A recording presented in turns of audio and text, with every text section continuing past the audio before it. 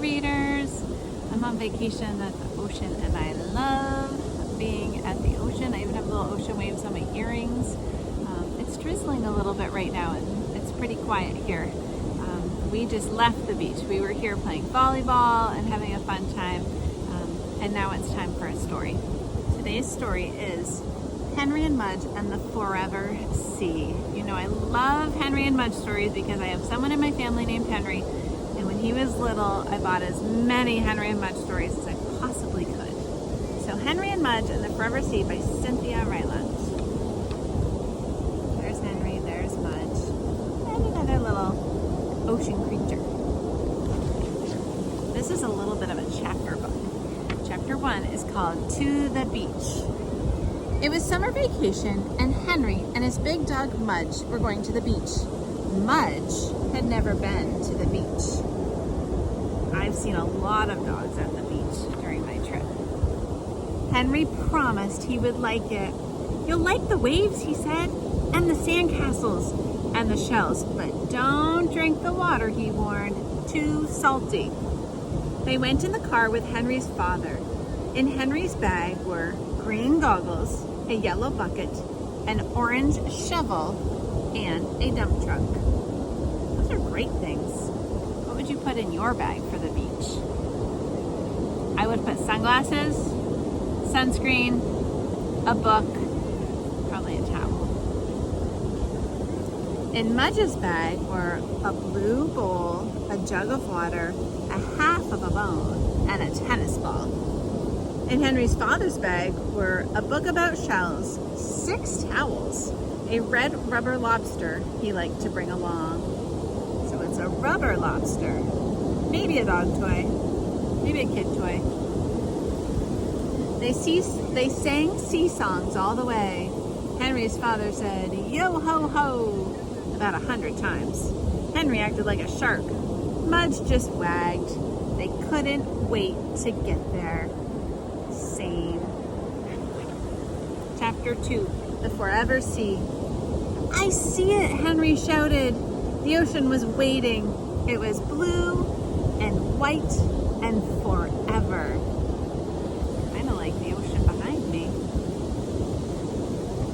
Henry's father honked the car horn.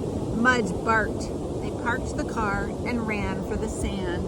Mudge got there first and ran right into the water with a splash. Henry was second.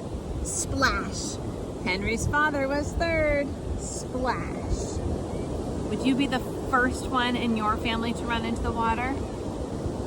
I am the last one to run into the water. This ocean is too cold for me. I go in a little bit, but I don't run in and splash. That would be too cold. The white foam rushed around their legs. They laughed and hopped and ran. A big wave knocked Henry down. He rolled all the way back to shore. Hope he's okay. Wow, said Henry. He got up and ran back in. Henry's father rode a wave like he was on a surfboard. That's so much fun. That's what my kids like to do. I like to use a boogie board. Henry rode it all the way back to shore. Wow, he said. He got up and ran back in. Mudge was not as brave as Henry and Henry's father. He just ran along the edge and stayed out of the big waves. I guess I'm like Mudge. But he still got so wet that he looked like a whale with legs. They all played for a long time. Sounds like a great day. Chapter 3, Brave Dog. For lunch, Henry and Mudge and Henry's father went to the hot dog stand. Henry had a hot dog with ketchup.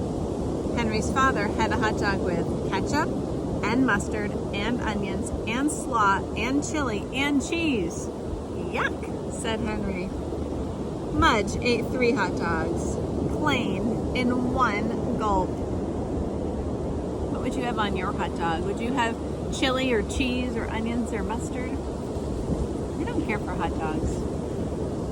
After lunch, Henry and his father began to build a sandcastle. Henry made the moats.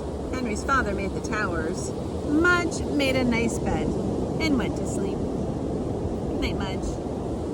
I like to sleep at the beach too. When the castle was finished, Henry's father stuck his red rubber lobster on the tallest tower. Then he and Henry clapped their hands. Suddenly, a giant wave washed far on the sand and covered everything. It covered the moats and it covered the towers. Can you predict what's going to happen next? What's going to happen? It covered Mudge, who woke up. Oops, said Henry. Save that lobster, cried Henry's father. The water was pulling it out to sea. There's a seagull right next to me right now. I wonder if it will come be in the shot. Mudge ran and jumped into the waves. He caught the lobster before it was lost forever. Good dog, said Henry's father. Brave dog, said Henry. They all had cherry snow cones to celebrate. They are messy. Chapter 4. Goodbye, Crab. At the end of the day, it was time to say goodbye to the ocean. That always makes me so sad. Henry and Mudge and Henry's father walked along the sand, watching the orange sunset, watching the water sparkle green and yellow. Suddenly, a crab popped up from under the sand. It came up sideways very fast, so fast that Mudge nearly stepped on it. I wonder if Mudge has ever seen a crab before. Look out, Mudge, Henry said. Mudge stopped and put his nose to the sand. The crab looked at him. He looked at the crab. I can't tell if that's the front of the crab or the back of the crab, said Henry's father. Suddenly, the crab ran sideways away from them. Mudge chased it. It popped back under the sand. Henry looked at its new hole. Wow, he said. Wow, said his father. There's a seagull behind me. Mudge stuck his nose into the hole, but nobody came out. If I had my doggie here, she would chase the seagulls. Since we can't have crab for dinner, said Henry's father, I guess we'll have to have another cherry snow cone. Henry cheered and hugged him. As they walked down the sand, Mudge stuck his nose into every hole he saw.